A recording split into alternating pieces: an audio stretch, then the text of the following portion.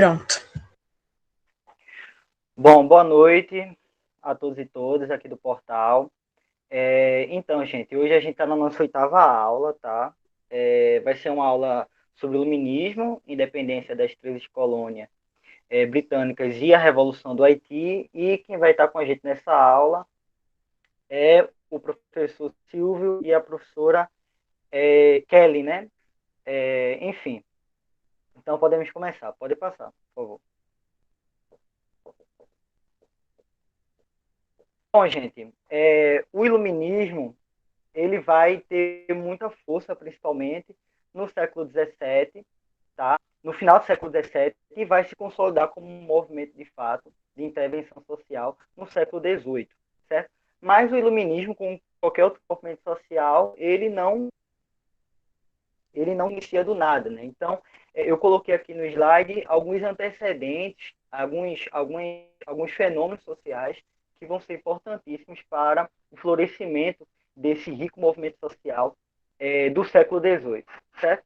Então, aqui nós temos 4 tópicos, né? O primeiro vai ser os estados absolutistas, né? Que a gente já viu em outras aulas. O estado absolutista ele vai se consolidar, né? Principalmente a partir do século XVI, né? E vai se estender até o século XIX, na verdade, né? Então, esses estados absolutistas, eles concentravam um poder muito grande, né? A gente já viu isso nas aulas anteriores, na mão do rei. Você tem ali os conselheiros do monarca, e também esse rei estaria encarregado aí de conduzir algumas decisões do parlamento e também reunir algumas assembleias gerais, certo? Esse Estado absolutista ele vai ser visto pelos iluministas como o antigo regime, certo? Em contraposição ao novo regime que os iluministas vão oferecer. Então a gente vai ver um pouco o que seria esse novo regime político, tá? Depois a gente tinha a Igreja Católica. Boa noite, Karina. Depois a gente tem a Igreja Católica, que fornecia a justificativa. Não, eu comecei 2 minutos, que eu estou aqui contando o cronômetro. Bom, então a Igreja ela fornecia esse aparato ideológico para esses estados monárquicos, esses estados absolutistas. E ela fundamentava o poder dos absolutistas a partir de uma leitura bíblica, certo? E a igreja tinha muita força dentro do campo da cultura e dentro do campo da educação. Então, a igreja vai se tornar uma inimiga frontal dos iluministas, como a gente vai ver nos slides posteriores, certo? Depois a gente vai ter, no período que se estende entre o século XV e XVII, mas é mais o século XVI e XVII mesmo, tá? O que a gente chama de revolução científica, né? Ou desenvolvimento tecnológico, né? A revolução científica ela vai ser muito forte, principalmente entre os séculos XVI e XVII, né? O aparecimento de alguns cientistas importantíssimos, né? Como é o caso do Galileu, o Newton, por exemplo, e vão oferecer, né, um método científico baseado em uma metodologia científica, né, de observação da natureza, que vai revolucionar os ofícios e também o campo da ciência, tá bom? E, por último, a gente tem um crescimento muito grande econômico na Inglaterra, certo? Devido à Revolução Inglesa do século XVII, tá? Essa Revolução Inglesa, ela marca aí, na história do Ocidente, a primeira resposta, né, ao Estado absolutista. E, em decorrência também dessa Revolução, a gente vai ter um desenvolvimento muito grande industrial, tá? Em que vai fazer a aristocracia rural inglesa vai perdendo poder e vai se acendendo uma camada de burgueses agora. Isso vai promover, né, um desenvolvimento na economia inglesa. Pode passar.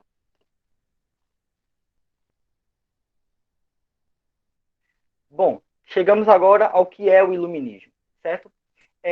Bom, eu vou, antes de passar, eu vou sobre essas duas imagens, né, que eu acho que são bem interessantes.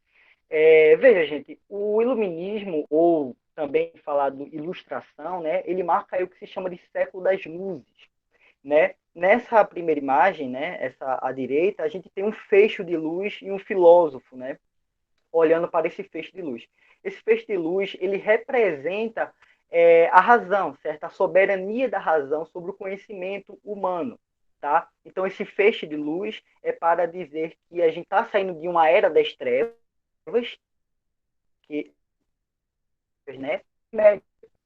E a Idade Média, ela era um período atrasado para os iluministas, mas não era. A gente sabe que a gente já viu sobre Idade Média que não era bem assim, tá? Mas os iluministas se colocavam como os pais da modernidade e por isso colocavam, né, a racionalidade acima, né, dos dogmas religiosos. E por outro, a gente tem aí uma imagem, uma carta, né, de baralho, e que tem um filósofo nessa carta. Isso é muito interessante porque as cartas de baralho antes do século XVIII eram, na hora que elas eram confeccionadas, você tinha ali a imagem de reis, de monarcas, né, a imagem de bispos, por exemplo. E agora a gente tem a imagem de filósofos, né, justamente para propagandear a ideia, né, agora em voga, do primor, né, da racionalidade. Então, quais são os tópicos aí que caracterizam esse período chamado iluminismo? Bom, primeiro, a gente tem a razão como base para explicar a realidade. Como eu já falei anteriormente, a igreja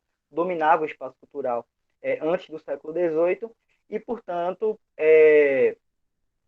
a explicação do mundo adivinha de uma leitura bíblica, certo? E a partir do século XVIII, baseado, né, na Revolução Científica que eu mencionei no século XVII, os iluministas vão colocar a razão agora para explicar a realidade. Agora, atenção, gente, isso já foi questão de prova, tá?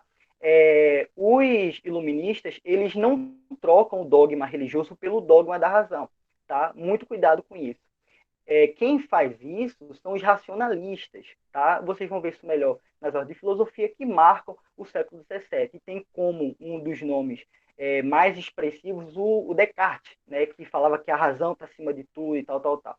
Os iluministas, eles dão a hipótese para a razão, mas eles dizem também que a razão pode ser criticada, tá? Então, além da razão, a crítica talvez seja o conceito que mais descreva o período iluminista. E, portanto, a razão ela vai impulsionar o progresso humano, porque ela vai impulsionar o progresso na ciência, na política, na economia e, claro, eles falavam no espírito humano, certo? Na emancipação humana. Depois, os iluministas combatiam dois dogmas, gente. O dogma religioso, né? A gente já mencionou isso aqui com relação à Igreja Católica, e o outro é o dos dois são os grandes inimigos do iluminismo. A Igreja Católica por um lado e o absolutismo por outro. Bom, o iluminismo ele tem três princípios, né, que eles vão articulá-los em basicamente quase todos os três esses princípios. O primeiro é o princípio da universalidade. O que isso quer dizer? Né, que o iluminismo deveria chegar para todos os povos da nação, tá? E não apenas ficar circunscrito em um determinado território. Depois a gente tem o princípio da individualidade. Muito interessante isso, tá, gente? Porque não existe um indivíduo que dá modernidade. O que existe são várias comunidades. Boa noite, Priscila. Seja bem-vinda. E essas comunidades, né, deveriam... cortou aqui. Mas foi com você só ou foi cortou, Silvio, alguma coisa? Não, cortou só um trechinho, mas foi justamente esse segundo princípio aí Ah, que beleza, você falou. beleza. Só Então, foi isso. gente, vou retomar aqui, tá? O princípio da individualidade é porque não existia o indivíduo, né, na modernidade, antes da modernidade, no século XVIII, o que se existia era uma comunidade que tinha que ter respeito a Deus, respeito ao monarca. Então, eles privilegiaram esse princípio da individualidade, né? E, por último, da autonomia, no sentido de que os indivíduos deveriam ser autônomos para pensarem com suas próprias cabeças e não mais sob a tutela vigiada da Igreja Católica, certo? Então, basicamente, são os três princípios. Retomando, universalismo, individualismo ou individualidade e o princípio da autonomia, certo? Os iluministas, eles defendiam um Estado constitucional. Por quê, gente? Quando a gente fala de Estado absolutista, a gente vê aquela pirâmide, né? Aquela organização piramidal, e vê que o rei, ele comanda as decisões da vida de uma determinada comunidade, certo? No entanto, os iluministas, eles defendiam uma constitucionalidade nos estados. Por quê? Porque ele inverteria a ordem aí do domínio político, porque o rei ele estaria submetido a uma Constituição, certo? E essa Constituição estaria encarregada de assegurar algumas determinadas leis e também dividir esses poderes para que eles não ficassem tão concentrados em um rei, certo? Por fim, a gente vai ter uma união aí entre as ideias iluministas com a classe que está se insurgindo, e que é uma classe que ela quer uma força política, que é a burguesia, tá, gente? Então, a burguesia perdeu pouca coisa, tá, Franciele? Enfim, só 2 slides. Não, não, tudo bem. E aí a burguesia, ela também vê o Estado absolutista como um Estado que interrompe, né, a fluidez de seus negócios, porque a gente tem que retomar que o modelo econômico que foi adotado pelo absolutismo foi o mercantilismo.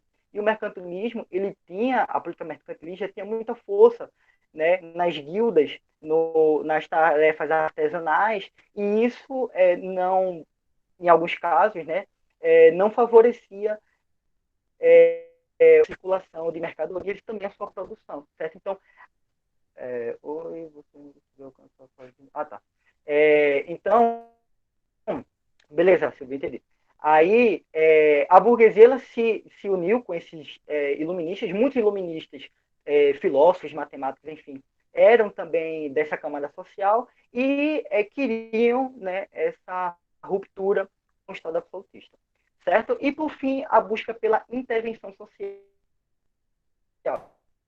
Gente, lista de outras filosofias, ela não se satisfaz apenas com o debate público, certo? Para ela é insuficiente que essas ideias circulem, né, nas bibliotecas ou nas universidades. Ela deseja que essa filosofia invada os salões da classe média, certo? Invada, né, os espaços públicos, determinadas associações, e queria que essas ideias circulassem e se popularizassem, certo? Então, era uma filosofia que a gente pode dizer materialista, né? Eles mesmos se proclamavam materialista. Não basta a gente pensar o mundo, né? Tem que modificá-lo. O Marx falava isso, né? Ele dizia que foi ele que proclamou isso, mas depois ele, enfim, a gente vai ver isso depois, que ele mesmo diz que os iluministas foram que começaram com esse tipo de raciocínio, né? Bom, pode passar. Bom, o iluminismo teve uma grande gama de intelectuais, né, que sustentaram essas ideias. Então, você tinha filósofos, artistas, juristas, músicos, matemáticos, cientistas, enfim, uma vasta intelectualidade, certo? E os principais eu vou debater aqui, que são aqueles que mais caem em prova, tá? Primeiro é o John Locke, tá? O John Locke ele não é do século XVIII, tá, gente? Ele é do século XVII, ele não é francês, ele é inglês, porque a maioria desses filósofos se concentram na França, certo? Mas ele, vamos dizer assim, é um dos pais do liberalismo político, tá? E ele vai influenciar bastante o iluminismo, e eu não poderia deixar de falar um pouco dele. O Locke, ele vai ser a favor de uma sociedade civil, logo, ele é favorável à escrita de uma constituição que limite os poderes do rei, tá? E ele vai defender que esta constitucionalidade, ela proteja a propriedade privada, certo? O que é iluminismo. Bom, Aline, eu falei isso anteriormente, mas eu não sei se eu retomo. Eu retomo depois se tiver dúvidas. Se sobrar um tempinho, aí a gente discute isso melhor, tá bom? Porque eu já falei. Mas se sobrar um tempinho, eu explico para você, sem problemas. Depois a gente tinha o Montesquieu, tá? O Barão de Montesquieu, e ele defendia um modelo político conforme a necessidade de cada país. Como assim? Ele falava o seguinte, que em regiões menores seria mais interessante um Estado republicano, ao passo que em regiões maiores era mais interessante uma monarquia absolutista, certo? No entanto, ele tinha sim um posicionamento, tá? Então, o Montesquieu, por mais que ele falasse que não existe um Estado perfeito, ele tendia mais em defender uma república, certo? Ao invés de uma monarquia. Mas ele falava que isso não pode ser prescrito, né, de maneira muito rígida. Isso ficava a critério das variações regionais, certo? Depois ele foi um grande crítico da sociedade europeia, talvez ele só perde por Voltaire, né, em termos de crítica da sociedade francesa, certo? Porque o Montesquieu vai escrever um texto chamado Cartas Persas, tá? Que é um dos textos que vai revolucionar mesmo o debate público na França. E o Montesquieu, nesse livro, ele vai fazer uma crítica muito forte aos costumes da Europa, tá certo? Então ele vai narrar a história de dois personagens, persas que viajam até a Europa e começam a satirizar e a ridicularizar os costumes, começa a ridicularizar o papel da igreja, né? Começa a ridicularizar o papel dos reis, enfim. E esse livro vai ter uma importância fundamental na mudança do imaginário social da época, tá? E ele é aquele que vai defender, né, uma separação de poderes, né? Aquele clássico, né? Que eu acho que todo mundo já ouviu falar disso, né? No qual ele diz que todo parlamento, né, ele vai ter que ter uma divisão de poderes, né? No caso, de um lado, o poder legislativo, o poder judiciário, né, e o poder executivo. E ele vai priorizar, nesse sentido, o poder legislativo, que é aqueles que vão criar as leis, certo? Bom, perdão, eles vão estabelecer, né, colocar em prática a lei. Perdão, quem vai formular as leis, enfim. Aí a gente vai ter o Voltaire, certo? O Voltaire, ele vai defender que o poder ele seja limitado, certo? Por uma Constituição, e também vai defender o direito à liberdade de propriedade, a direito à liberdade, à propriedade e o direito à proteção das leis, certo? E o Voltaire, sem dúvida, também vai ser o maior crítico, né, do período. Foi preso várias vezes, vai fazer fortes críticas à Igreja Católica, enfim, pode passar. Eu não estou falando. Pode passar, Helder. Eu não vou falar de maneira muito minuciosa o que cada um desses autores falam, porque isso fica mais a cargo das aulas de filosofia. Isso é só para a gente ter um aparato, como é que esses autores, embora eles pensem de maneira diferente, isso é um outro detalhe, tá, gente? O iluminismo ele não é um bloco homogêneo de pensamento, né? Há várias divergências, muitas brigas, o Rousseau mesmo já brigou com todo mundo. Quando ele vai escrever, quando ele participa da enciclopédia, a gente vai ver mais o que é essa enciclopédia à frente, mas era uma rivalidade muito grande de pensamento, tá? Então, nem todos pensavam da mesma maneira, mas eles tinham, vamos dizer assim, um objetivo em comum, né?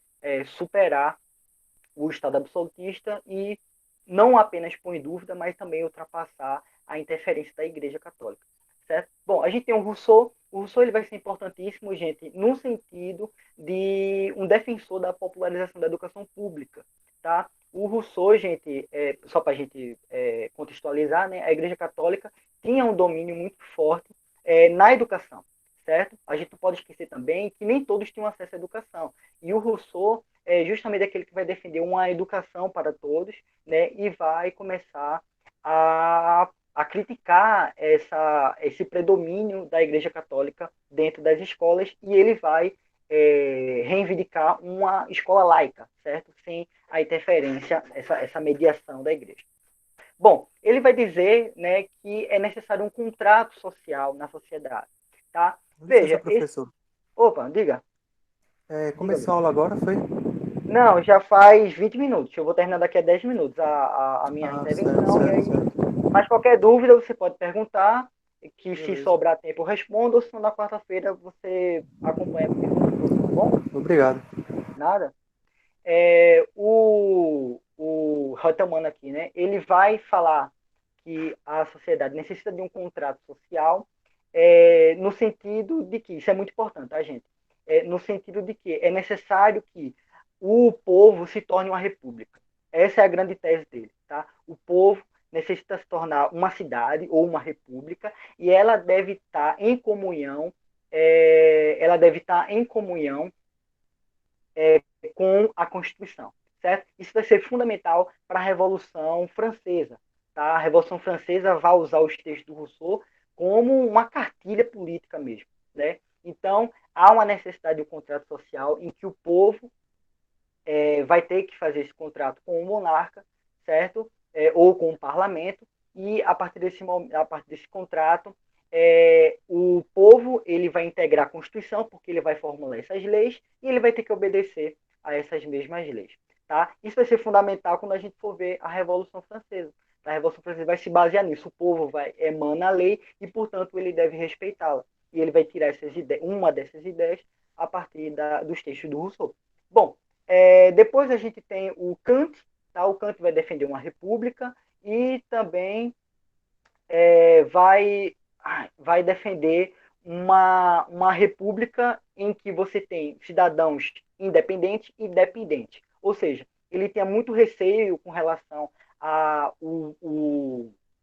ao papel do povo na sociedade, e ele vai afirmar que os cidadãos independentes, ou seja, aqueles que detinham a propriedade privada, deveriam governar, e aqueles não dependentes não podiam não podiam ter o poder político, certo? Por fim, a gente tem o David Hume, certo? O David Hume vai ser um forte crítico do dogmatismo, ele vai criticar bastante a Igreja Católica, e ele vai ser chamado o pai do ceticismo moderno, tá? Ceticismo no sentido de uma perpétua crítica, né, ao pensamento e à própria ciência também. A gente não pode esquecer, tá, que os iluministas também criticavam a razão, tá? Pode passar, Helder. Aqui eu deixei um trecho, tá, sobre o que seria esse contrato social, então depois vocês podem dar uma lida. Esse material eu deixo justamente para vocês lerem depois, pode passar aí. Isso é tirado do próprio livro dele, tá?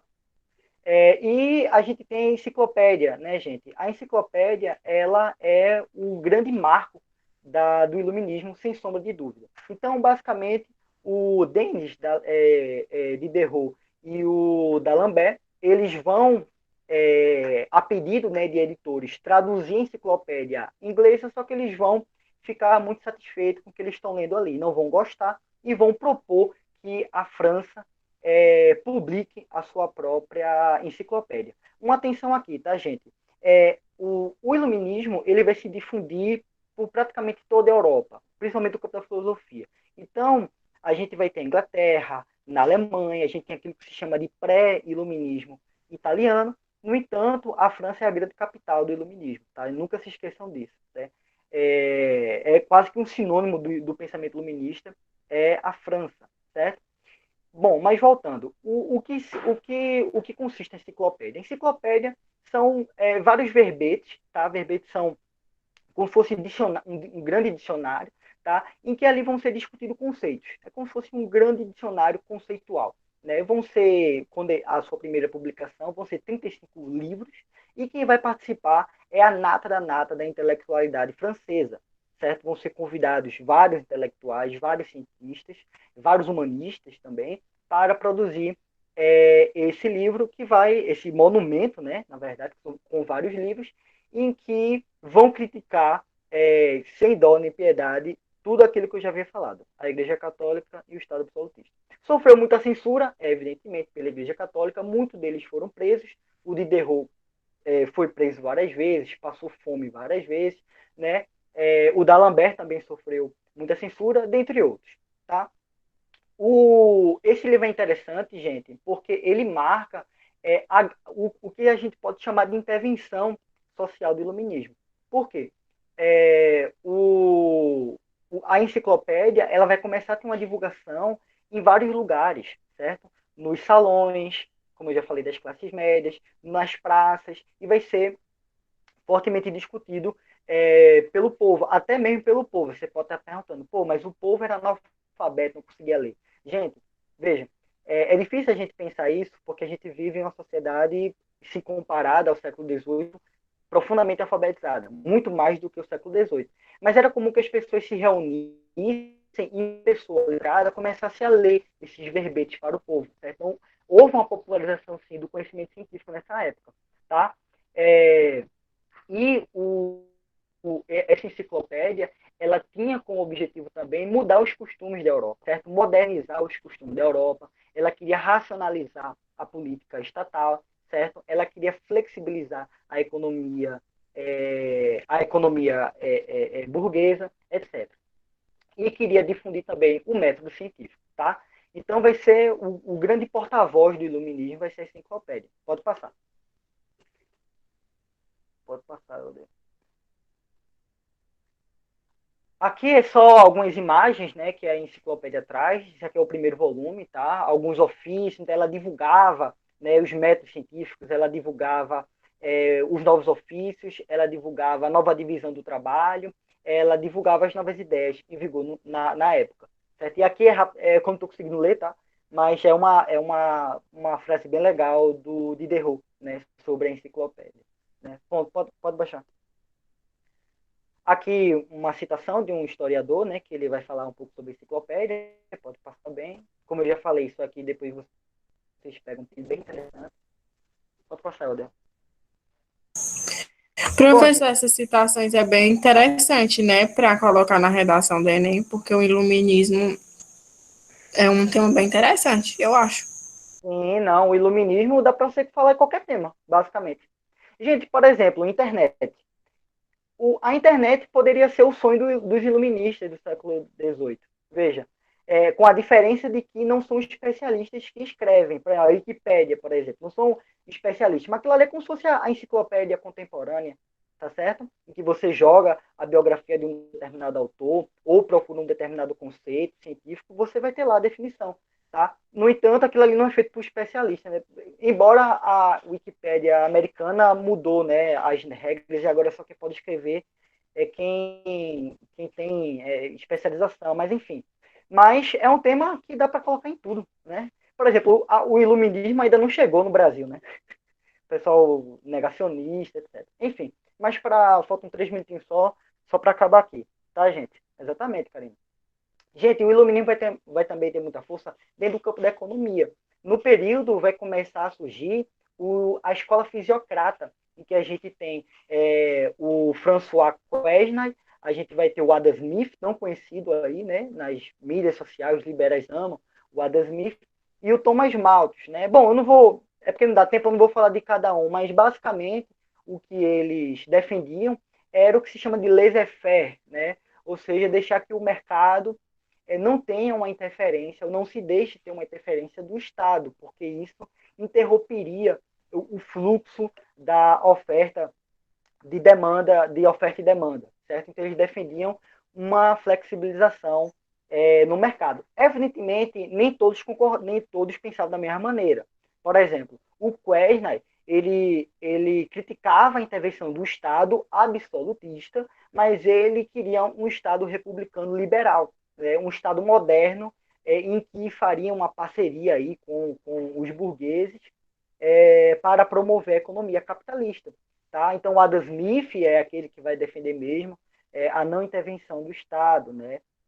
Enfim, e é o grande pai do liberalismo econômico.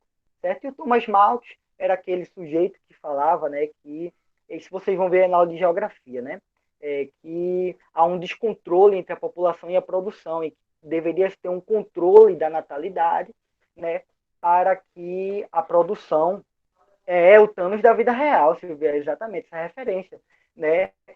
Deveria ter um controle da natalidade para que a produção pudesse abastecer a todos. Pode passar.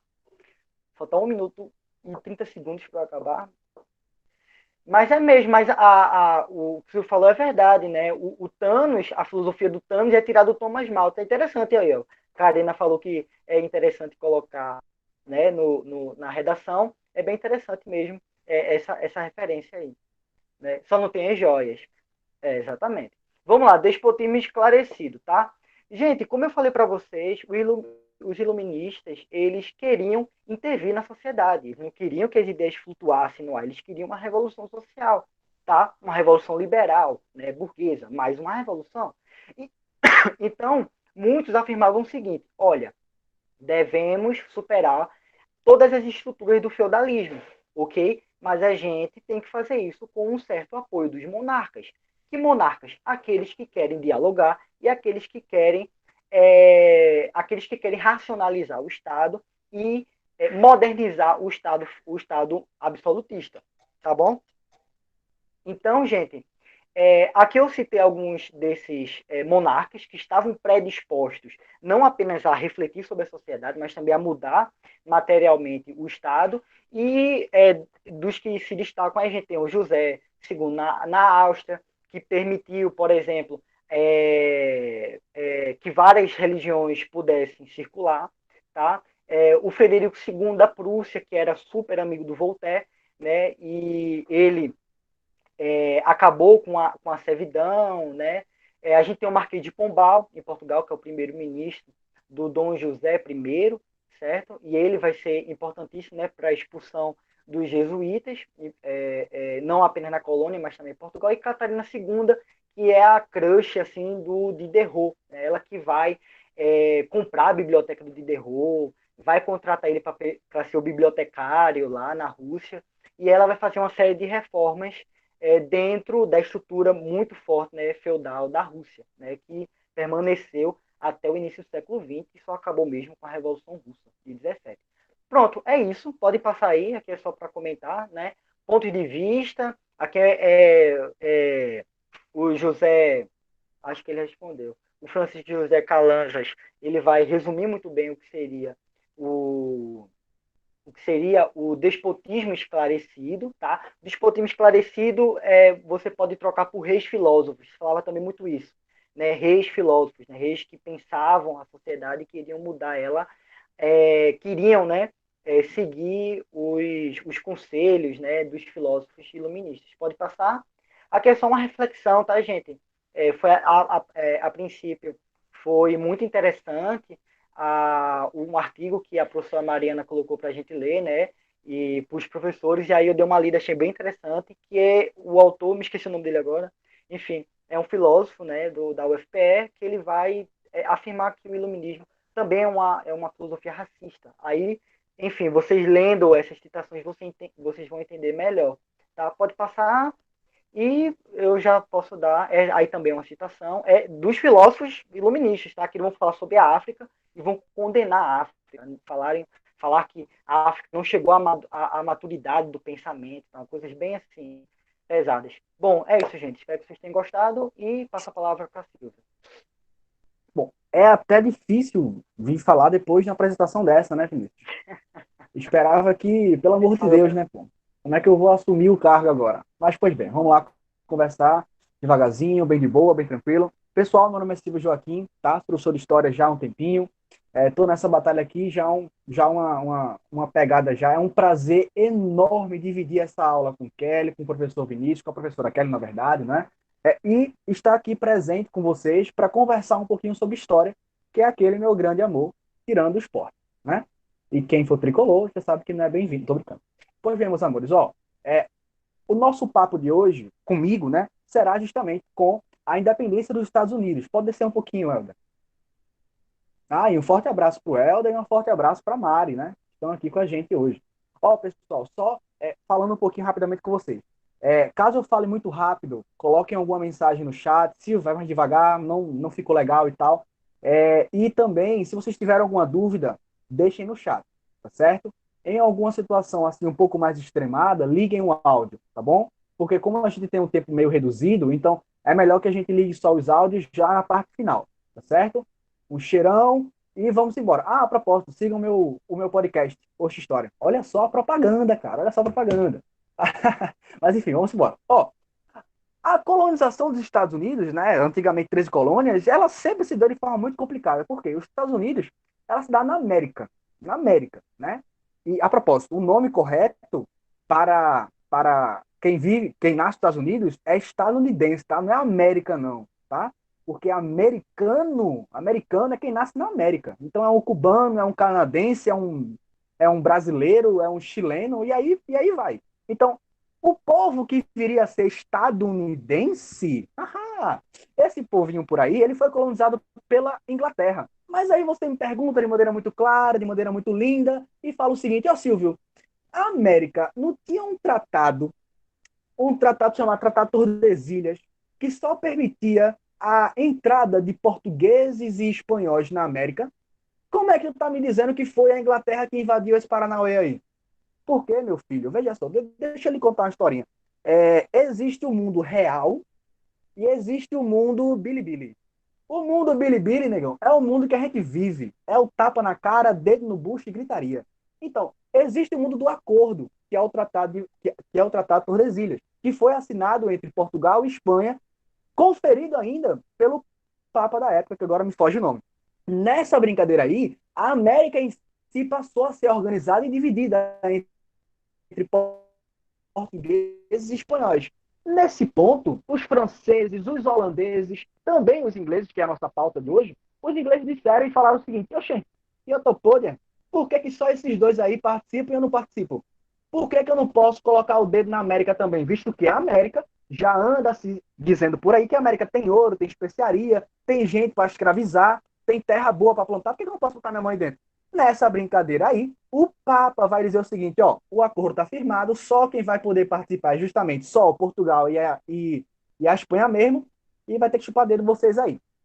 A Inglaterra, prontamente, com a Elizabeth I, né, que vai ser a rainha, né, uma das rainhas, como a gente vê agora, absolutista, né, uma das mais importantes figuras desse absolutismo aí, a Elizabeth I ela vai dizer o seguinte: ó, já que a gente não pode por bem, a gente vai poder por mal. A Elizabeth estabeleceu os grandes corsários. É um nome bonito para pirataria. Praticamente todos os navios que saíam da América Espanhola, carregados de ouros, de pratas, de diamantes, eram literalmente assaltados pelos ingleses. Eu imagino a cara de um espanhol atravessando o Atlântico rumo à Espanha. No meio do caminho vem um navio inglês. O cara, peraí, pô, um trabalho do caramba para ser assaltado no mar, velho.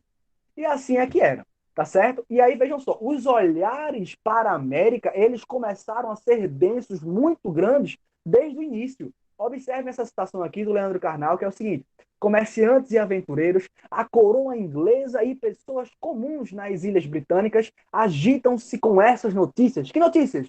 De que as terras são férteis, de que o ouro brota como se fosse flor, de que há pessoas para trabalhar, de que lá, se a gente for rico, estaremos. Quem não quer ir para um lugar desse? Quem não quer ir para um lugar desse? A propósito, boa fala. Exatamente. Os piratas, eles se tornam institucionalizados através desse período aí. Pode passar um pouquinho, Helder. E sem contar o seguinte, se você for assistir Os Piratas do Caribe, se eu não me engano é o filme 3, você vai ver que o capitão do primeiro filme que duela com o Jack Sparrow, ele vai ser contratado pela Marinha Inglesa para levar o navio da Marinha Inglesa a um ouro aí. Eu não sei o que é, mas você vai ver ali que a pirataria vai ser recontratada pela coroa inglesa de novo naquele filme. Eu não lembro qual o filme, mas enfim. Essa imagem aqui eu vou deixar para que vocês reflitam sobre a colonização. Observem bem. Vejam os detalhes, vejam as características, vejam os diferentes trajes daquele que é considerado nativo, daquele que é considerado inglês, europeu. Observem as diferenças culturais claras, crassas que tem aí. E vocês vão conseguir perceber um pouco mais à frente o quanto que isso foi danoso. Obviamente que isso é uma imagem bastante romantizada, não é? Enfim, vamos começar a refletir. Eu vou deixar essa questão para que vocês reflitam em casa. Pode passar, por favor. Acho que é esse aí, Lucas. Acho que é esse aí. Portanto, a Elizabeth I, ela, a partir do final do século XVI, tá? Ela mandará, sem querer nem saber, ela mandará que expedições oficiais comecem a ir para a América, mesmo sabendo que era proibido. Ela começa a mandar expedições para a América, e esse navegador histórico, eu não sei pronunciar o nome dele, ele acha o que a gente vai chamar de Virgínia, a primeira terra descoberta pelos ingleses na América, né? E essa imagem aqui ela é fundamental para que vocês compreendam esse início de colonização inglesa, porque aqui a gente vai ter as três principais divisões nas 13 colônias: as colônias do norte, as colônias do centro e as colônias do sul. Perfeito? Tá bem aqui tudo pintadinho, tudo bem direitinho. Tá? São 13 colônias ao total. Perfeito? Aqui tem uma citação realmente bem interessante, de novo, do Karnal, tá? que eu acho que eu acho legal que a gente reflita sobre esses pontos. Perfeito? E logo a gente vai encontrar essa relação entre europeu e nativo americano, uma relação muito trágica, logo de início. A gente pode chamar, óbvio, já de genocídio mesmo, tá? Porque foram feitas alianças e foram feitos assassinatos a sangue frio também. Essa relação ela começou a ser bastante danosa a partir do momento que o europeu pisou aqui na América. Por aculturar as falas, as ações nativas americanas, por levar inúmeras doenças, por criminalizar. Observe o que eu acabei de dizer. Eu falei criminalizar a cultura alheia, por diminuir as ações, os tratos dos outros. Então, tudo isso é realmente muito importante para que a gente compreenda esses primeiros contatos aí, tá certo? E, por fim, eu trago uma discussão que é realmente muito interessante. Quando se dá aula de história, principalmente aula de história sobre a colonização, né, na América Inglesa, fala-se de uma colônia de exploração e uma colônia de povoamento. Ora, eu trato isso como uma ignorância histórica, tá? Não existe colônia de povoamento e colônia de exploração. Todas as colônias, olha, observe o que eu estou dizendo, todas as colônias são colônias de exploração, independente de quem esteja fazendo, para quem está fazendo. Existe um mito de que se a Holanda tivesse colonizado o Brasil seria rico. Nunca houve maior mentira na história do universo. A Holanda escravizou pessoas aqui dentro. A Holanda deu tapa em bebo aqui dentro. E você vem me diz uma colônia holandesa que está bem sucedida hoje? Não tem. Enfim, tá? Não existe colônia de povoamento, como se essa fosse uma colônia menos ruim, tá? Todas as colônias são de exploração. E dentro da exploração há o povoamento. Que fique bem claro isso. Pode passar, por favor. Vou tentar ser um pouco mais rápido nessas falas agora, que eu já vi que eu falo demais. Ô, Boquinha. Essa aqui é uma imagem icônica, tá? Também romantizada, e eu quero que vocês analisem essa imagem também para que criem um senso crítico. É justamente o primeiro batismo de uma criança europeia a nascer na América. Então, vejam nisso aí.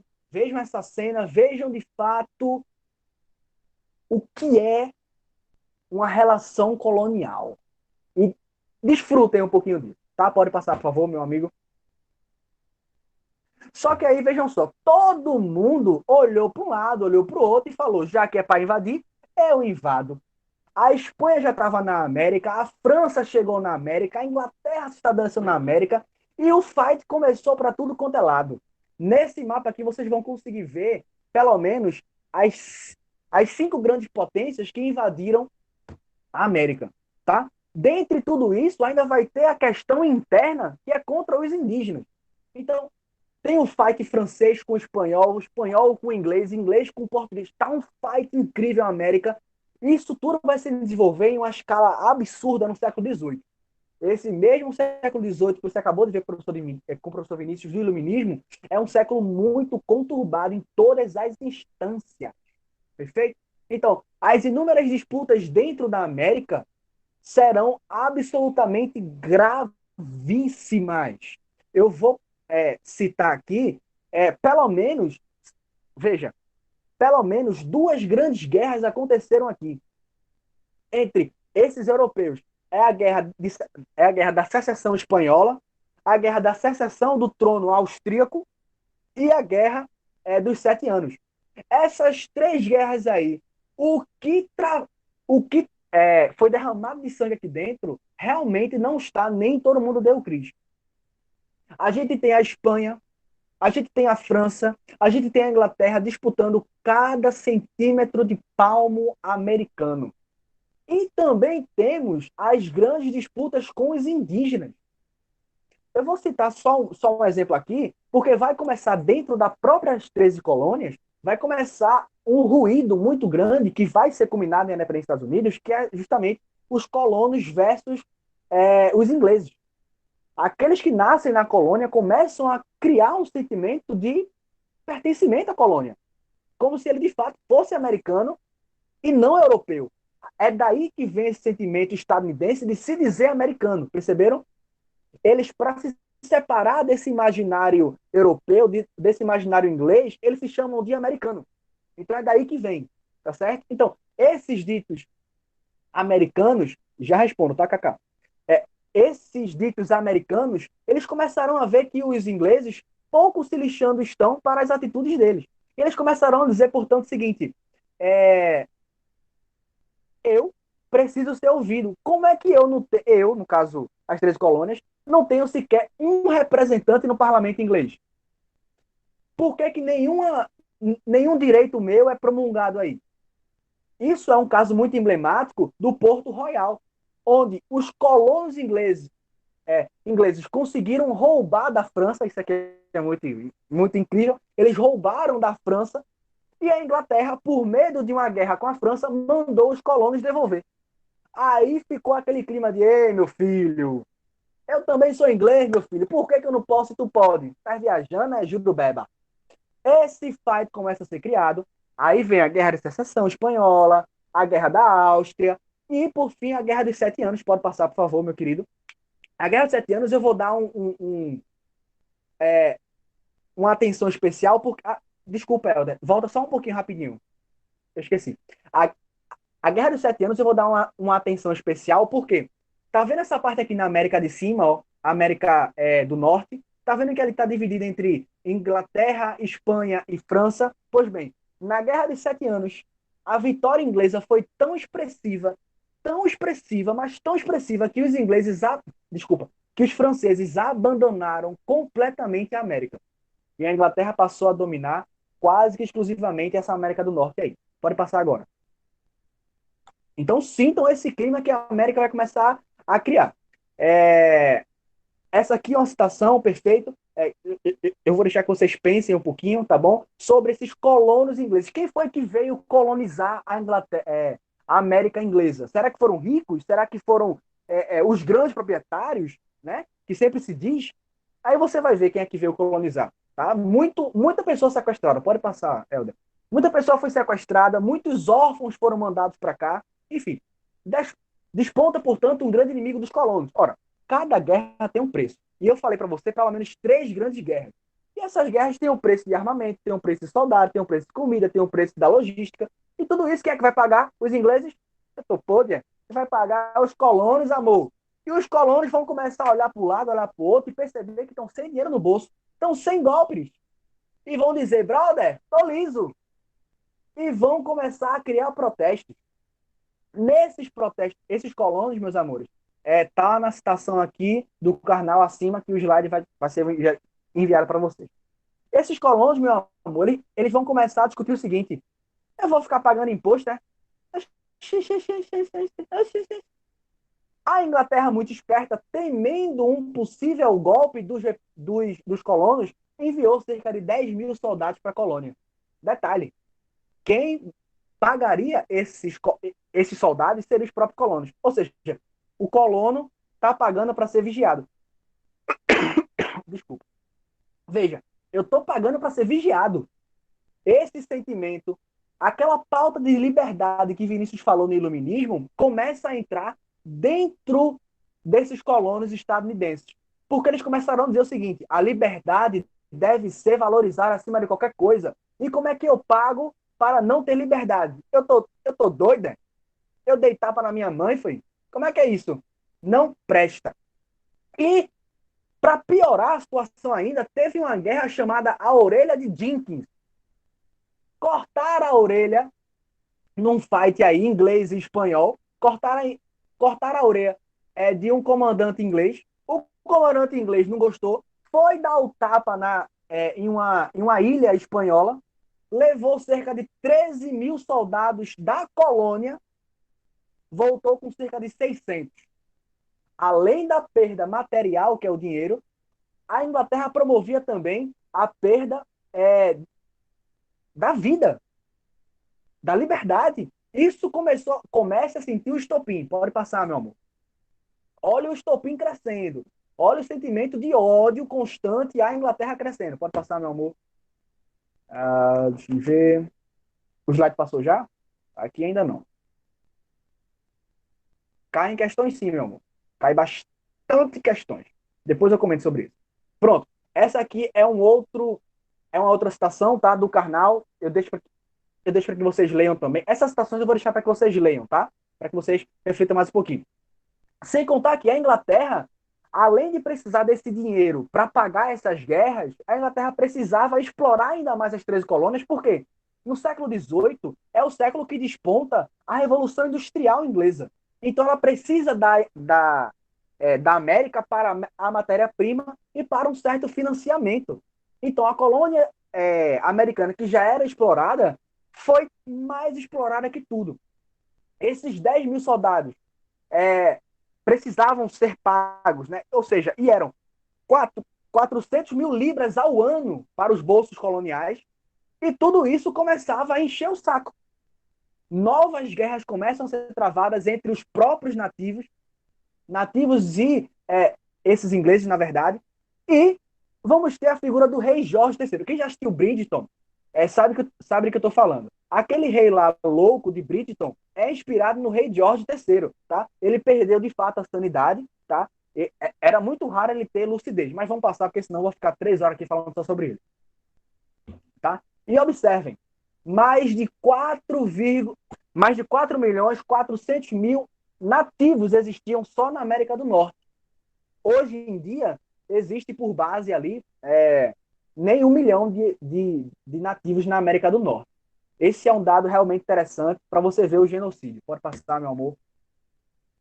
A Inglaterra, achando pouco, estabeleceu, portanto, as leis que foram consideradas pelos colonos as leis de rupturas. Se liga, cada um disso aqui é um imposto. Fora os que já tinham. Lei do açúcar.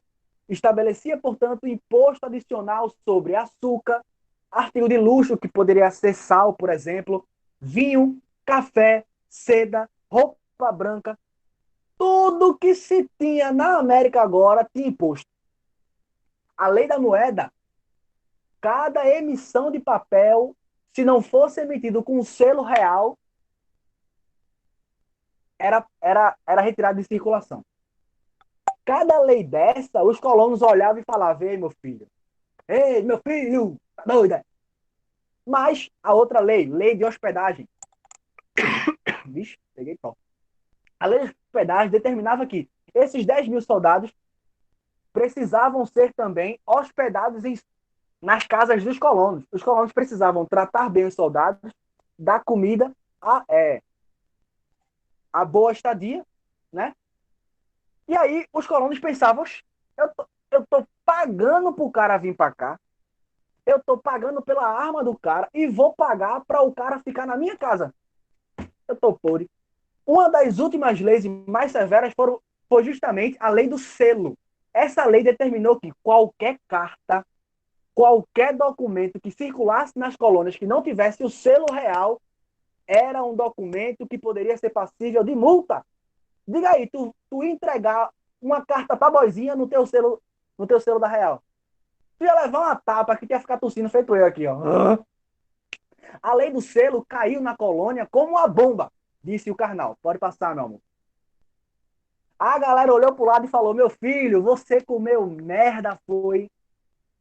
Oxi.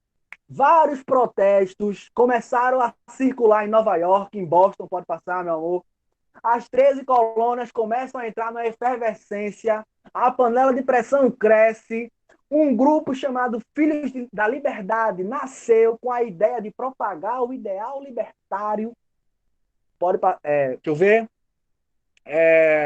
E também uma série de produtos, uma série de boicotes aos produtos ingleses começou a nascer. Pode passar também. Boicote mesmo, a galera não queria mais comprar. O que a turma inglesa ficou no endividamento não tem brinks. É bem verdade que após as pressões inglesas, muitas dessas leis foram revogadas. Mas quando uma era revogada, outra era colocada no lugar. Por exemplo, meu Deus, a lei do selo foi revogada, mas logo depois estabeleceram os atos Tom Shield. Não sei se é isso. Esse ato aí era a desgraça. Pronto, resumindo, era isso.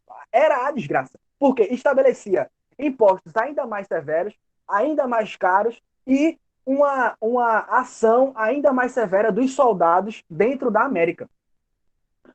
A galera começou a pressionar e esse episódio aqui de Boston, ele é engraçado. Eu não vou ter tempo para comentar, mas ele é muito bom. Depois a gente comenta sobre isso. Pode passar, meu amor. A crise do chá. Pode passar. Essa crise do chá foi quando determinaram o imposto sobre... Olha, determina imposto sobre tudo. Macaxeira, inhame, aipim, charque. Mas se determinar imposto sobre o chá, você vai pegar em merda. A turma olhou e falou, meu filho, vem cá. Eu vou dar-lhe tapa. Foi tanto tiro, porrada de bomba dentro da América que os... Pode passar, pode passar. Foi decretado tanta tapa dentro da América que já não se via mais. Inclusive, derrubaram a estátua do rei Jorge III dentro de Nova York. Sinta o clima. Pode passar. Aqui é uma outra citação, tá? Pode passar também. Tá? Esse aqui pode passar também. Deixa eu ver. A citação também pode passar. Parecendo um cartão CIA, só passando. Boa. Essa lei, ela gerou uma comoção social tão grande. Silvio, Oi, meu amor. 10 minutos, tá? Oxe, lindo. Vê, 10 minutos ainda. Oxe, tô no lucro. Essa comoção social foi tão grande, tão densa, tão séria, tão severa, que alguns grupos, após a lei do chá decretada, meu Deus, decidiu, vê que safadeza, decidiu se fantasiar de índio e até os postos, ou melhor, até os portos ingleses descobriram onde é que estava o chá para ser comercializado na América e saíram jogando o chá no mar, destruindo o chá dos ingleses. Meu filho, você não tem ideia, não. Foi mais de 70 mil dólares em prejuízo só em caixa de chá. Só em caixa de chá. Aí os ingleses falaram, olha, veja só quem pode dar tapa sou eu, viu, meu filho? A partir de hoje, todo o comércio dentro da América está fechado. Nenhum grupinho mais pode acontecer. E esses maçons aí, esses filhos da liberdade aí, vão ter que acabar. Isso foi chamado pelos colonos de leis intoleráveis. Não é nem lei mais de ruptura, é leis intoleráveis. Obviamente, todo mundo sabe o que é uma coisa intolerável. A partir daí, já não havia mais volta. Foi decretado, portanto, o primeiro Congresso Continental da Filadélfia. Todas as colônias participaram, menos a Geórgia, tá? Mas foi um congresso assim muito pacífico para o que se pretendia. Mas no segundo, em 1776, 4 de julho, que hoje é inclusive feriado nacional nos Estados Unidos, feriado da independência, se decidiu, portanto, a independência dos Estados Unidos. Eles bateram na mesa e falou, hoje mais não. Hoje mais não, vou ficar livre e se tu quiser, deita. Foi tapa. A Inglaterra enviou um comboio com cerca de 30 mil mercenários para a América. Irmão, é muita tosse hoje.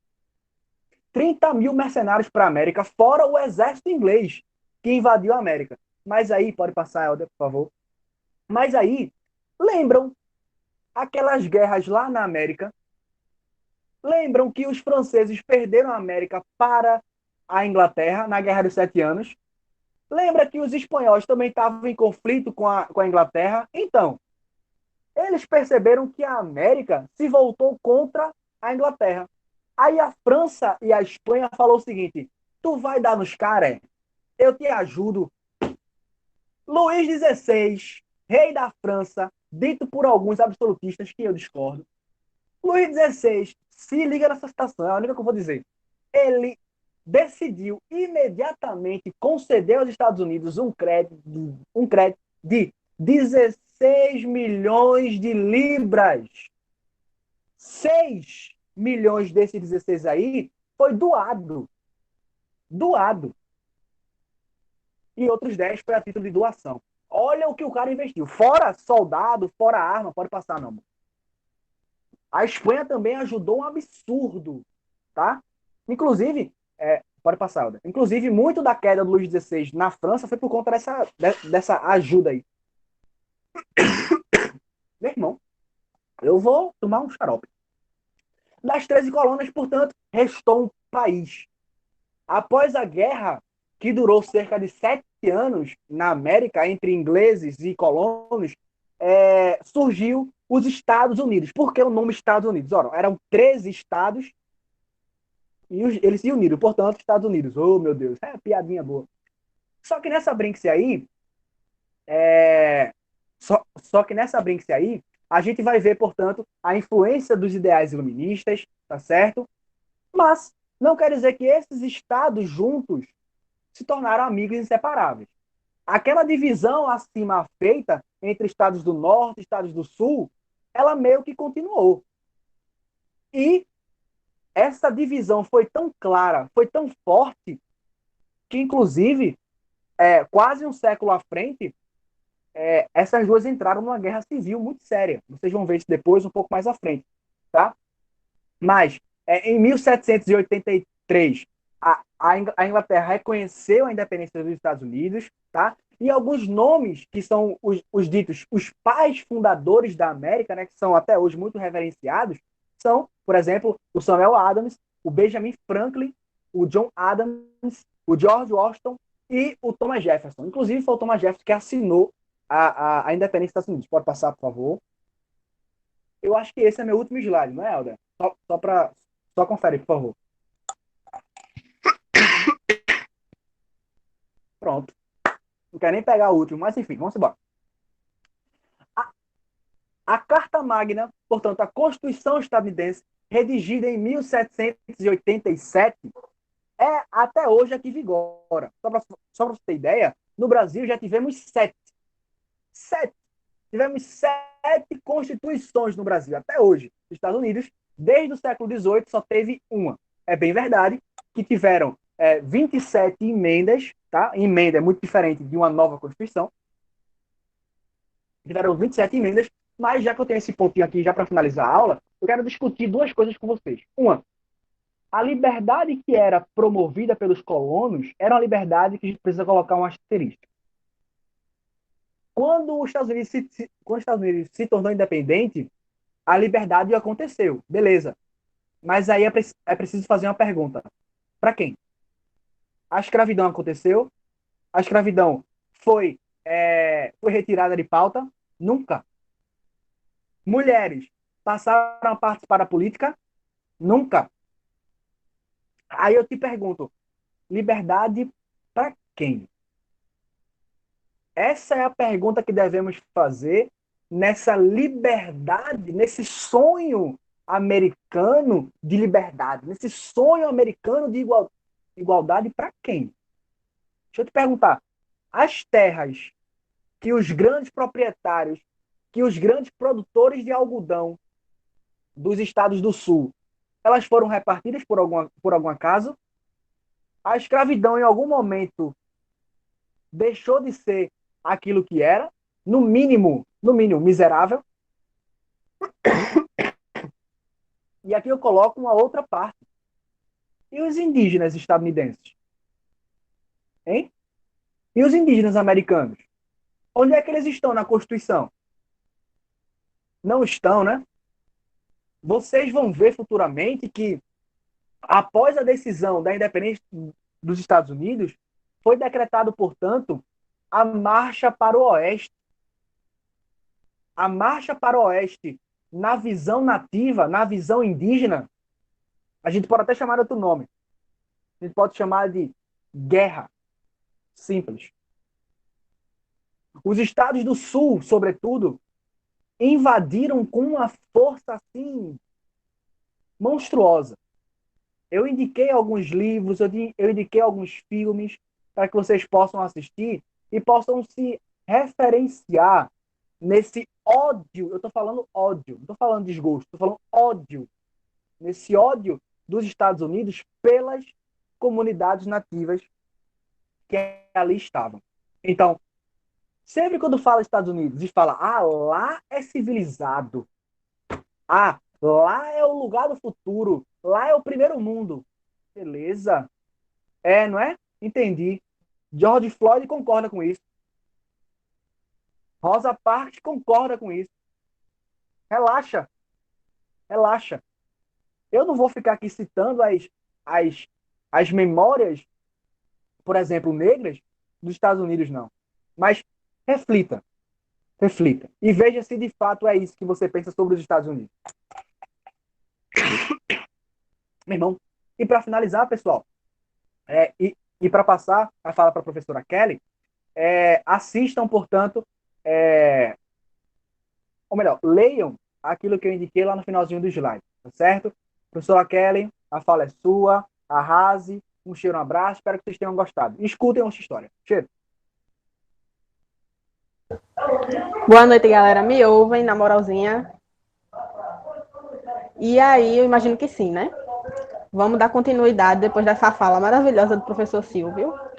A gente vai falar de revolução do Haiti, a gente vai tentar falar da grandeza que é essa revolução agora em 30 minutinhos, né? No meu primeiro slide eu coloquei a revolução do Haiti e coloquei os outros nomes. Por quê? Era conhecido como Ilha de São Domingos. Então, vira Haiti após a proclamação de independência. Então, até o momento, a gente está falando da Ilha de São Domingos, tá? É um conflito aí que acontece de 1791 a 1804. Então, a gente vai tentar entender um pouquinho do que é que rolou. Tu pode passar, Helder. Tá rolando o culto, tá, gente? Meus vizinhos. Então, talvez ao fundo tenha o pastor pregando. Eu coloquei o mapinha para a gente se situar de onde é que a gente está falando, tá? Essa região aí do Caribe, onde fica o atual Haiti, ao lado da República Dominicana, tá? Tu pode passar, Helder. E no slide seguinte eu coloquei 2 livros. Esse aí, A Revolução do Haiti, o Brasil Escravista, o que não deve ser dito, é o livro que eu usei, um dos capítulos, para formular toda essa aula para a gente conversar hoje. O livro que está ao lado, Jacobinos Negros, é o livro que é mais famoso quando a gente está falando de Revolução do Haiti. Então, é uma indicação realmente para que a gente leia, tá? Pode passar, Helder. No slide seguinte, eu coloquei os tópicos que a gente vai tratar hoje, tá? Então, eu dividi em 4 momentos. Então, a gente vai falar do contexto, entender o que é que estava acontecendo, o que é que causou essa revolução. Depois, a gente vai desmistificar essa ideia de que a Revolução do Haiti se inspirou na Revolução Francesa. Então, não enlouqueçam, vocês ainda vão ter aula sobre a Revolução Francesa. Então, muito do que eu vou falar aqui vai ser retomado nas próximas aulas, tá? Então, depois a gente vai ver a eclosão da revolução, o que é que acontece, o estopim, depois o pós, né? Sim, acabou a revolução, e aí, o que é que acontece? Beleza? Tu pode passar, Helder. E começando pelo contexto, a gente vai falar quem é que estava dominando, porque ainda era uma colônia, a Ilha de São Domingos. Quem estava dominando naquele momento da revolução é a França. Mas quem coloniza primeiro são os espanhóis. E é muito do que Silvio acabou de falar no momento anterior, dessas coisas dos corsários, dos piratas. Então, a Espanha tinha colonizado, mas a França, através de piratas, invade e acaba dominando uma parte, que é a parte que hoje é o Haiti, tá? Era conhecido como a Pérola das Antilhas, então era a colônia mais próspera das Américas, ali América e Caribe, né? Era a colônia mais próspera, então era responsável por 40% do açúcar que circulava na Europa. Então a gente está falando de uma colônia que quem dominasse estava podre de rico, sabe? Então a França realmente não queria perder, tá? As estruturas. E aí eu quis trazer um pouquinho sobre como é que se organizava mais ou menos aquela sociedade, tá?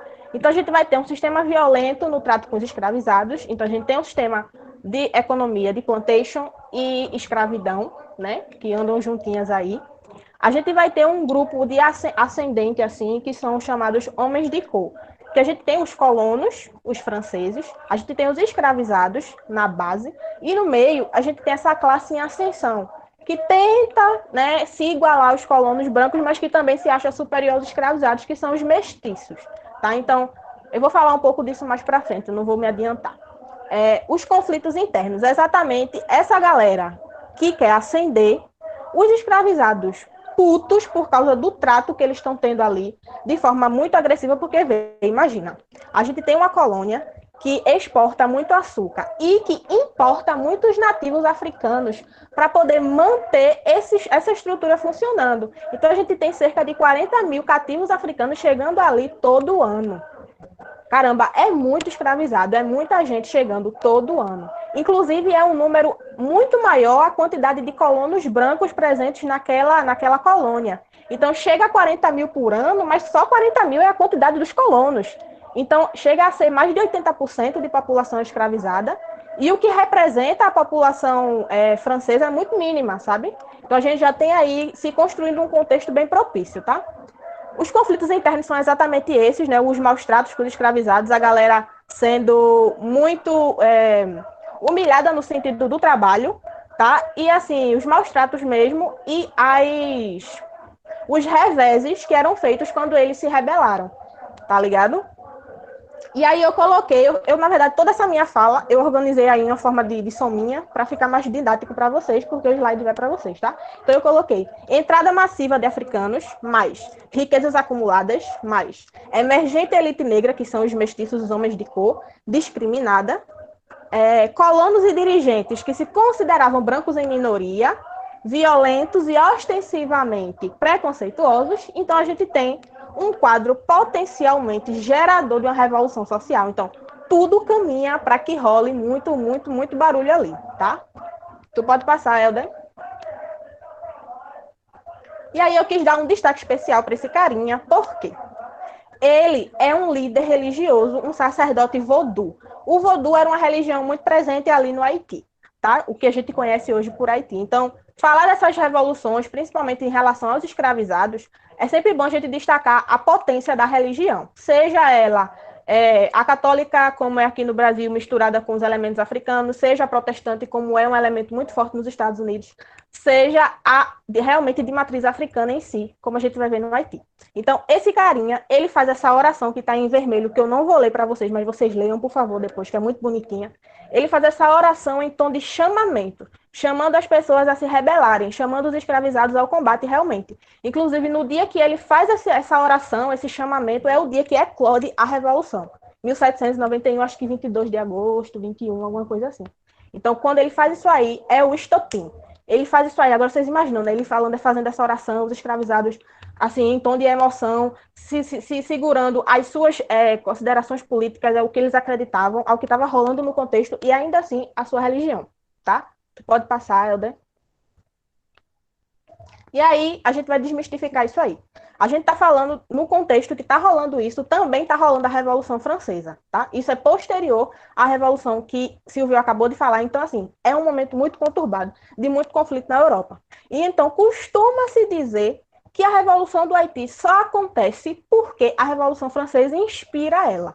E eu quis trazer para a gente um lado diferente para a gente observar isso aí. Eu não acho interessante, e o autor do livro que eu usei também não acha, que a gente diga que a colônia teve que se inspirar na metrópole até para se rebelar. Então, assim, é piada. É você querer minimizar até o sentimento de revolta daquelas pessoas. Então, vamos lá. Eu coloquei assim, o caso de São Domingos revela as contradições. O que é que acontece? A gente está tendo, no momento, a Revolução Francesa com os ideais de igualdade, liberdade e fraternidade, que vem aí do iluminismo também. Só que a gente tem uma Revolução Francesa que em alguns revolucionários não vão apontar, não vão colocar como pauta a escravidão e a sua abolição e nem o fim da colonização. E aí vem o que Silvio falou também, liberdade para quem? Igualdade para quem? E aí ela vai apontar as contradições porque ela vai dizer, a gente vai adotar todos esses princípios, mas a gente vai acrescentar a abolição da escravidão também, e a gente não quer mais ser colônia da França. Então, assim, alguns historiadores vão dizer que é o Haiti que impulsiona a França a adotar a abolição da escravidão como pauta da Revolução Francesa, porque não era. Inclusive, quando a França, acho que em 1793, alguma coisa assim, quando ela realmente abole a escravidão de todas as suas colônias, no Haiti já não está tendo escravidão há muito tempo, porque os escravizados já dominaram tudo e já mataram meio mundo de colonos brancos, tá? Então é bom a gente entender, na verdade, como fatores recíprocos de contato, que rolou influência tanto de uma quanto da outra, mas não que uma influenciou e a outra estava apenas recebendo informações. A gente pode falar que houve uma troca. E aí eu coloquei para sintetizar isso, né? Que foram duas revoluções entrelaçadas, mas com alcance, dinâmicas, características e objetivos próprios, tá bom? Tu pode passar, Helder. A eclosão da Revolução. E a gente vai falar propriamente do que aconteceu ali, tá? A gente costuma chamar, popularizou-se chamar de Revolução Negra. E aí eu quis trazer um pouquinho da complexidade racial que havia naquela ilha, tá? A gente não pode dizer que foi um conflito de brancos contra negros e reduzir essa revolução a isso, porque era muito mais complexo. Dentro da própria ilha, a gente tem as subdivisões e as sub-raças. E assim, gente, é uma infinidade, de verdade. Então, dentro da classe de escravizados, você vai ter os escravizados que nasceram ali, os que vieram de África. Dentro disso, vai ter quantos por cento tem de... É uma divisão, assim, ridícula, racial, para definir quem pode mais e quem pode menos. Então, na verdade, para além de aspectos raciais, essa revolução trata de aspectos políticos. Em que campo social, que campo político aquelas pessoas que protagonizaram aquela revolução eles ocupavam. Então, não é só branco contra negro, tá? É muito mais complexo do que isso.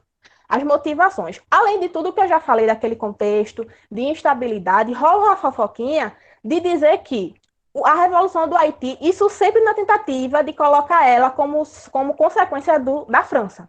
E aí rola essa fofoca de dizer, não, ela aconteceu porque a galera lá prendeu o rei da França, né, na Revolução, prendeu ele e ele tinha ideias abolicionistas. Então, como prenderam ele, os escravizados do Haiti se rebelaram porque apoiam o rei. Enfim, acabou que o rei nem tinha essas ideias abolicionistas e foi conversa fiada, mas rolou muito isso entre os comerciantes que circulavam por ali, espanhóis, rolou esse telefone sem fio, sabe? Aí tem os horrores de São Domingos. Se eu não estou muito louca, 6 meses depois do início da Revolução, então no mesmo ano, já tem um número muito grande de gente morta, tá? E aí são cerca de, eu acabei de ver minha colinha aqui, mais de 1.000 brancos, 15 mil escravizados dados como desaparecidos, 200 engenhos de açúcar queimados, plantação de café destruídas, enfim. 6 meses depois, o negócio já estava louco. Sim, já era Luís XVI. O rei que tinha sido preso na Revolução Francesa. Se eu não estou muito louca, era ele, tá? Ui, deixa eu respirar. E aí, no ápice disso aí, você vai ter o que foi chamado de os horrores de São Domingos, que eram o quê? Gente, não só teve gente morta, teve gente sendo morta das piores formas imagináveis. Então, é gente tendo cabeça cortada, sendo pendurada e espalhada ali, vários colonos brancos sendo espalhados ao redor do caminho, vários escravizados também. Então, usando o cachorro que comia a carne dos escravizados. Então, assim, eram mortes, foi uma revolução muito sanguinolenta, muito agressiva, muito pesada assim, nesse sentido. Então, não foi só matando de tiro, não. Eles usavam, acho que eles pegaram toda a criatividade que eles tinham e usaram para matar pessoas nessa revolução, tá? Pronto, aí eu coloquei, os procedimentos eram quase os mesmos, porque quando se falava desses horrores de São Domingos, se referiam muito aos escravizados e à forma com que eles lidavam com os colonos franceses, mas na verdade era uma troca. Ambos eram violentos, ambos eram sangrentos, tá? Então havia uma troca. Tanto os colonos franceses tinham esses métodos horríveis de matar, como os escravizados retribuíam da mesma forma, tá? Era uma troca. Eles estavam lutando em igualdade nesse sentido. E aí eu coloquei, o que vai diferenciar isso é que uns lutavam para manter a escravidão e outros para acabar com ela, né? Pode passar, Helder. E aí eu trouxe a imagem do livro que eu disse a vocês que eu usei, A Revolução do Haiti, o Brasil Escravista, de Marco Morel, que é a imagem de um militar branco sendo pendurado. Né? E eu puxo a setinha de que isso também era feito com os escravizados, que se rebelaram. E aí eu coloquei que era uma guerra civil complexa, porque o que é que acontece? Além de ter os conflitos e as mudanças e as trocas de alianças, que eu falei no último tópico aí, ó, presença externa e jogo de alianças, a gente vai ter influência de Espanha, de Inglaterra e de França nesse rolê aí. Então você vai ter os mestiços, que é aquela classe ali do meio, em algum momento se associando aos colonos franceses, à medida que defendem seus interesses, e depois se aliando aos escravizados, à medida que veem seus interesses sendo defendidos ali.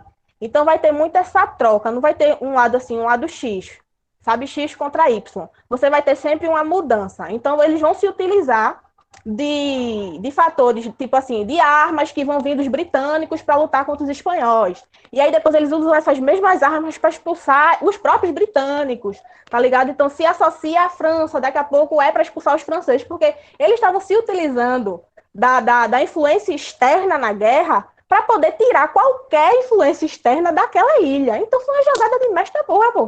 Eles jogam entre eles um jogo de alianças com a galera de fora, sabe? Porque assim, tá em conflito. Então a França quer retomar ali e os outros países querem um pedacinho, né? Até porque ao lado tinha uma colônia francesa também, que é o que hoje é a República Dominicana. Então tem um conflito muito louco e tem a Inglaterra entrando, enfim, tem um contexto europeu que vai influenciar nessa entrada deles ali. E os próprios escravizados, a galera que está liderando aquela guerra, vai se utilizar disso aí num jogo de alianças muito interessante. Eu quis destacar também a presença indígena. Por quê?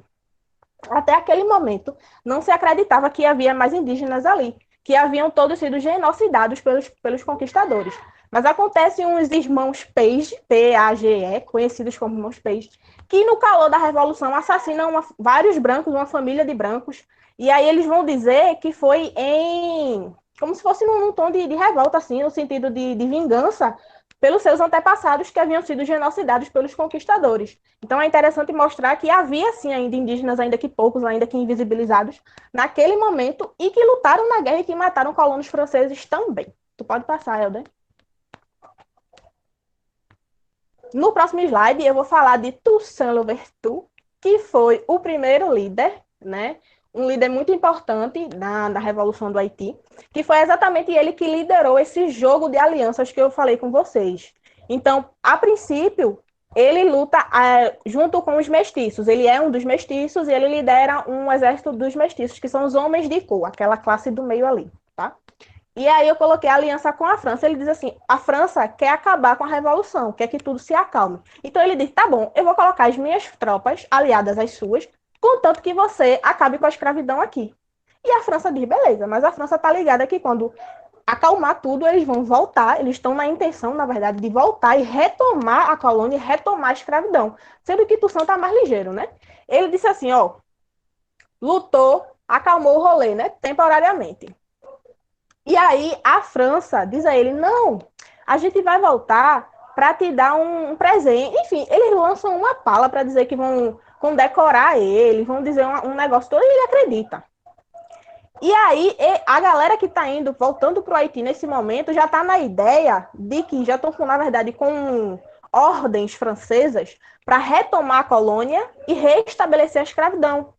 E acontece o quê? Que eles prendem ele morre na prisão, ele não é assassinado, né? Ele morre preso. E os franceses retomam o poder. Nesse momento aí, deixa eu ver se tem mais alguma coisa. Antes disso, ele pensa assim, eu não quero que a França tome o poder de novo. Ele se alia à França numa jogada de alianças, mas ele tá ligado que não quer que a França tenha o pé ali mais. Então ele se proclama governador, mas a França não vai aceitar isso.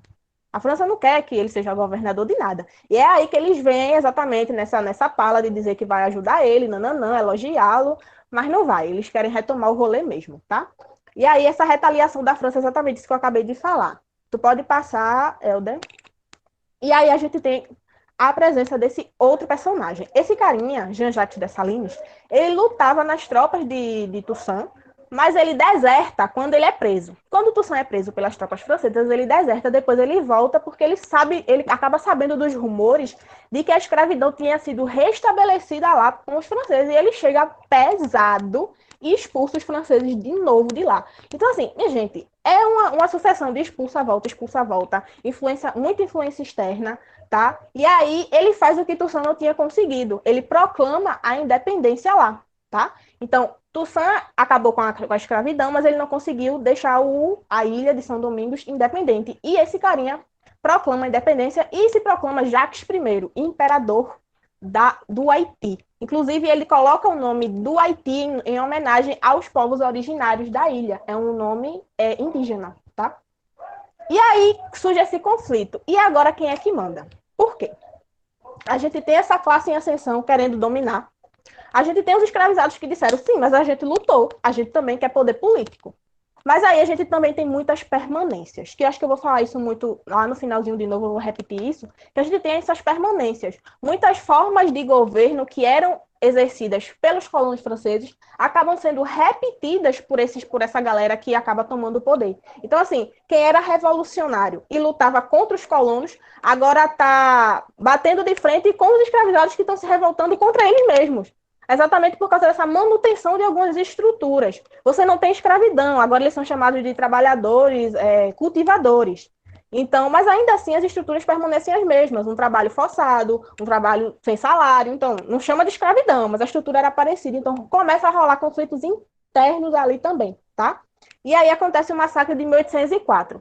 Ainda restaram alguns colonos, algumas famílias na ilha, e Dessalines acaba matando essa galera. Ele manda matar essa galera.